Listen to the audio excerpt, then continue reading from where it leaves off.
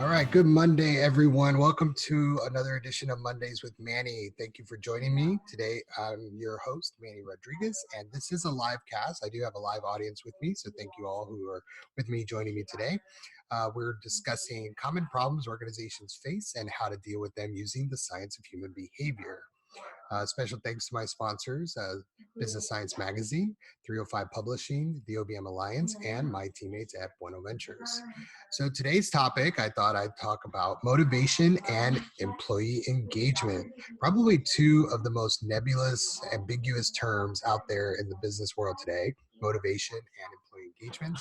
And yet they're very hot topics, right? They're very, present in our everyday environment. We talk about them a lot, whether we talk about it in terms of your intrinsic motivation or some extrinsic motivation that helps you get to where you want to go in the world of business, your own work, the work of your colleagues, the work of your staff, the work of your customers. So motivation and employee engagement, that's our topics for today. And it's really difficult to like summarize where to begin or what to cover in this topic because it is such a broad topic. You have the intrinsic motivation area, that's in the area of psychology mostly. You can also look at it in the world of business literature and things like that. There's I mentioned to the live audience right before I press record. I didn't really have a book reference today, that I thought was tied to what I wanted to talk about today. But actually, it just triggered to me a book by Daniel Pink called Drive. Daniel Pink called Drive. I actually don't have it in my bookshelf. I loaned it to somebody. But Daniel Pink's Drive is a great book worth reading, that talks about motivation and both intrinsic, extrinsic, and things like that. And he actually cites a lot of lab-based research as well as applied studies. So that's a great one to look into. Daniel Pink's Drive. Now, with that said, what I wanted to cover today was a couple of research-based articles documented in peer-reviewed journals that talk about motivation and employee engagement and just kind of give some helpful guidelines or tips, if you will, on what to consider, what to think about with regards to these two topics, right? Motivation and employee engagement.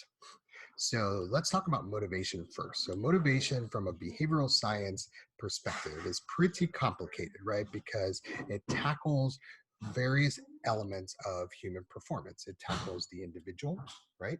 It tackles the group, right? So individual motivation, group motivation. It tackles the organizational side of things at the macro level. So the organization's motivation of performance, right? And then of course there's the external to the company, right? The external environment. So you got society's motivation of things, you got government motivation of things, you got culture, right? So the general culture outside of government.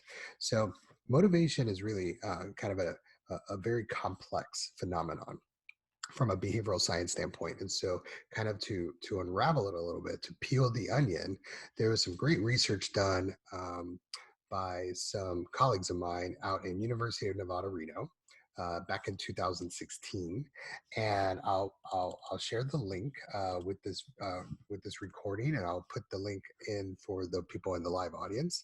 The title of the article was "Motivation and Complex Verbal Phenomenon: Implications for Organizational Research and Practice," and what they really were fundamentally trying to do is kind of peel the onion on motivation.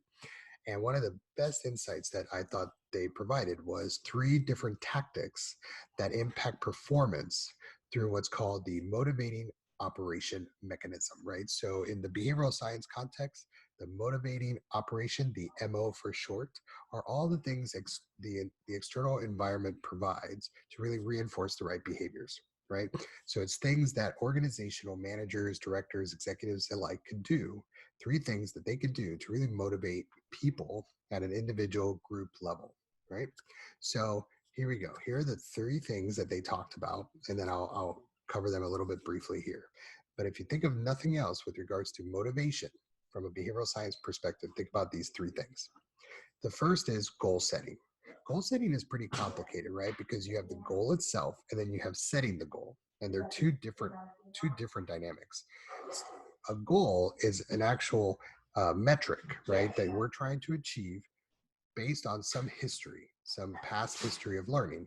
And sometimes we don't have much of a past history of learning. And that in and of itself is our past history, meaning we don't have a history. So we're probably going to set the goal pretty low. But if we do have a history of past performance, then we're probably going to set the goal a little higher. Now, there's the goal itself, right? That's our measure of success. Then there's setting the goal. How do we set the goal? And a lot of times in the literature, it talks about making sure you don't set the goal independently from others. You get people involved, you get the right, you get your key stakeholders, is what we would call them, right? So people that are heavily going to help you and be encouraging to achieve the goal. They're going to help remove any obstacles in your way to achieve the goal. Um, Maybe in fact they're the people that are ultimately accountable for the goal, even if you're the one doing most of the work. So and that being said, maybe you're not the one doing the work, so you might want to get the people who are doing the work to help set the goal. So setting the goal becomes more of a dynamic, dynamic situation, a set of activities before the goal is actually set. So goal setting is number one. It's the number one motivational tactic to help impact performance. Number two is top management support. Top management support. So, in an organizational setting, whether you work in a private industry or a public industry, whether you work in the education sector in schools, or you work in a manufacturing setting, think of top management support as the second motivational tactic to impact performance. So, what is support? Let's break it down. Top. So top management, that's your executives, your directors. In school settings, this would be your principals, your vice principals, maybe even at the district level.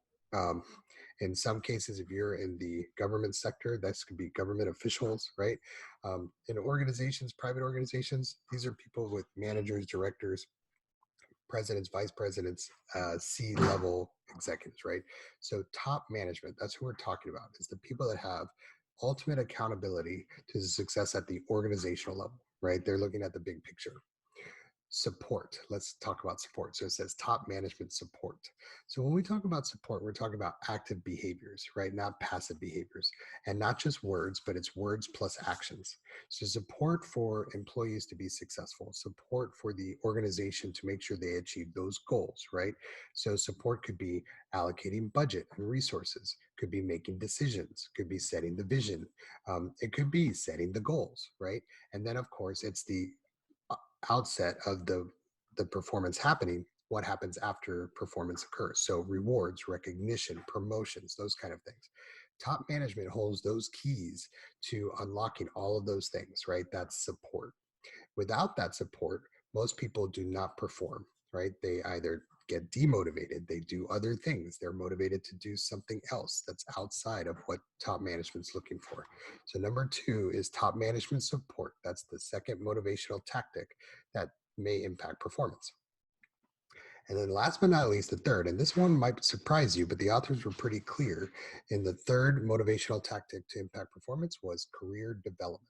So in this case, career development, and notice it doesn't say job development, career development is looking out for each individual in the organization to make sure that their long-term career is being fostered, is being supported, is being encouraged. So whether you are a teacher or you have an MBA or you're a nurse or you are a janitor, right? Your career development should be really important to the organization. And therefore, the organization should take very care and make it an important priority for your success and your performance. And so, what these authors unraveled was by organizations focusing on career development, that was a key motivational tactic that would impact performance. And it was something the organization could impact and could influence. So, pretty cool, right? And so, imagine working for an organization that did those three things. They did amazing goal setting. They set goals, they got people involved. The goals were achievable. The goals were very specific. They were measurable, right? They fit all of the SMART goal acronyms. Um, they were very supportive, actively supportive top managers, right? They were out there, they were talking to people, they were influencing the right things, they were removing all the obstacles, they were doing a great job. And then number three, they were looking out for everyone's career development. Pretty cool. That would be a great organization to work for, I think. So that came from an article by, I forgive me if I say the names wrong, but it's Marcini, Humafar, and Sarko back in 2016 out of the University of Nevada, Reno. All right, so I'm going to turn our heads now. That was on the motivation side. I thought that was some great behavioral science there. So the second journal article I wanted to reference comes from a great colleague and friend of mine, Dr. Tim Ludwig, out at Appalachian State University, and one of his students, Christopher Frazier. And this is a little dated, 2012. Okay, so it's not too long ago, but been a while. And what he focused on was a behavioral science point of view on employee engagement. And this was documented in the Journal of Organizational Behavior Management. And he identified, both the authors identified 5 variables to further support employee engagement. And so to define employee engagement, because it is kind of a nebulous thing, what these authors talked about was employee engagement is really the active demonstration of behaviors that are of value to the organization, right? So value adding behaviors, not everything that everybody does, right? It's the value adding behaviors. It's the stuff that's going to make things happen, that's going to impact positive results. It's going to provide positive experiences for customers, right? So it's the very value adding behaviors that we're focusing on. And that's how they define employee engagement, the demonstration of those behaviors. But in order to get those behaviors, they identified 5 variables based on good behavioral science that needed to be in place to support good positive employee engagement. So I'm going to tell you what the 5 variables are based on these authors, and then we'll wrap up Mondays with Manny. So the first one is reinforcement. Now that should come as no surprise if you're familiar with the field of behavioral science, and specifically applied behavior analysis, right? Reinforcement has been a subject matter of the ages. It's been something that's been talked about, described, illustrated, written about, and applied, of course. Now, from a behavioral science point of view, we just understand that reinforcement, and specifically positive reinforcement, is absolutely the most efficient way to make behavior effective and create all sorts of positive cultural nuances in the workplace. with with regards to employee engagement, if there's enough reinforcement, then we will see all of those value added behaviors occurring and reoccurring and reoccurring. So from an employee engagement standpoint, the first variable that these authors talked about was to support employee engagement, the organization must have ample positive reinforcement in place. So things like rewards, recognition, feedback, all sorts of things, right? They don't have to be monetary. We do understand in behavioral science there's more than just uh, monetary rewards that act as reinforcement. Sorry for the background noise, folks. But at the same time, uh, don't underestimate the power of financial gain, right? Financial monetary reinforcers. So more on that another time. But number one, the first variable they talked about to unlock employee engagement is reinforcement. All right, number two. Number two is adequate resources. Imagine if you go to work and you simply don't have all the resources you need to perform, right? You don't have the right tools, you don't have the right procedures, you don't have, maybe it's even as the new, like simple things like you don't have writing instruments, you don't have a computer, you don't have the right equipment, right? The technology to do your job. There's nothing more frustrating for any employee, no matter what industry, no matter what job you're in. If you don't have the right equipment, you don't have the right resources, how on earth can you perform? It's super frustrating. So what these authors talked about was, in order for you to get those value adding behaviors, to get employee engagement, the organization has to provide the right level of resources. The, the, the, the most optimal performance you're going to get is based on how much the resources are available, readily available to the employee to do the job. So that's number two, adequate resources. All right, number three, and this actually ties to motivation. It's the management behaviors, right? This ties to the topic we just talked about with motivation. Number three is management behaviors. So in the context of behavioral science in the workplace, there's almost very few research-based articles, applied research articles, or books that don't mention the relationship between what managers do, their behaviors, and the impact on performance of employees. So when it comes to employee engagement, we understand that goal setting, maybe task clarification, reinforcement, feedback, who does those things? And in most cases, the context of the workplace, it's done by managers. So with regards to consistency, a positive approach to performance, and also repetition in terms of ongoing performance management, you need managers to engage in those kind of behaviors. So management behaviors was the third variable that these authors said in order to get good employee engagement, you need managers to behave well. All right, the next one is kind of a surprising one. It might surprise some of you, but once I describe it, it won't be. Is called autonomy. The next one is autonomy. Now, in this respect, this was argued to be related to a positive workplace culture, right? So they provided a few examples around kind of the concept around if people were left to their own devices, would they perform optimally based on what the organization wants, or if they were left to their own devices, would they be doing something else? And this idea of autonomy to make their own decisions, to troubleshoot, to problem solve, to do the work that they have to do, basically not be micromanaged, right? Total autonomy. What would that look like, and how would they perform? And I think a great example of this is in the world of education. Teachers are given, guidelines, curriculums, things like that, tests. But then there's nuances to the day to day of teaching that they get a lot of autonomy. Now, that's not true for all teachers. That's not true for all schools, but at least in some, that's true. Now, in the workplace, like in manufacturing settings, autonomy is kind of difficult to find because in manufacturing settings, it is overly proceduralized. It is all about safety, and procedures are important. They have to be followed. And of course, if it's like a chemical company, you really don't want a whole lot of autonomy. Too much bad things can happen. Now, in regards to employee engagement, if you can find areas for developing and encouraging autonomy, then you're going to find much more behavior. You're going to find much more of those value added behaviors happening and more often. So that's what's meant by autonomy. All right, the last but and not least, and this is for the folks that are really into science, right? Really want to be scientist practitioners, even what I call the manager as a scientist. And that's what's called experimental causality. Now, what the authors are trying to do here is make a connection point. And so they use the example of like surveys. Have you ever filled out a survey before, an employee satisfaction survey? Um, think about this. An organization launches a whole employee satisfaction survey. They get the survey results and they start drawing conclusions. They draw so many conclusions and then they take action steps. Those action steps get implemented and then they do another survey. And guess what? Survey results stay the same. There's no experimental causality in that example, right?